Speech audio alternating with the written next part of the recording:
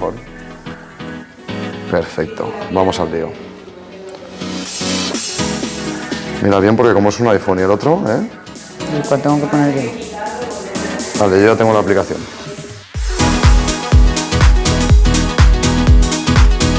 ¿Qué me toca hacer? ¿Aquí?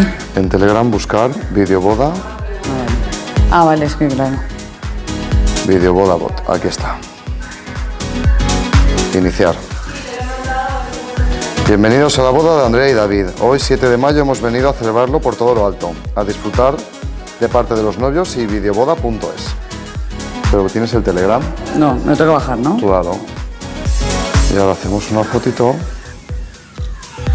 y la enviamos. Y ahora la está imprimiendo. Oh, qué gracioso. Recuerda, hola Sergio, recuerda una imagen cada 60 segundos. Ah, estás todo el rato, tío. Claro, si no, la tinta, ¿eh? Obtener. Yo estoy Mira, mira, mira, mira. ¡Qué nivel, eh! Qué guay. ¿Quieres tú? Vamos a disparar la foto fuera, tomar por Vale. debajo de la máquina, Vale. para que vean que no hay conexión. Eso es como el WhatsApp, pero más discreto. Vale. Que enviarte, permitir. Mira, me acaba Todo de avisar de permitir. que te has hecho Telegram. Ahí. Ahí lo tienes. Anda. Start, ¿no? Vale. Permitir acceso. Vale. Permitir. Y desde ahí haces la foto directamente. Haz una foto lo que quieras. Bueno, nosotros, ¿no? Vale, vale. Cogida, pero que se vea el jardincito.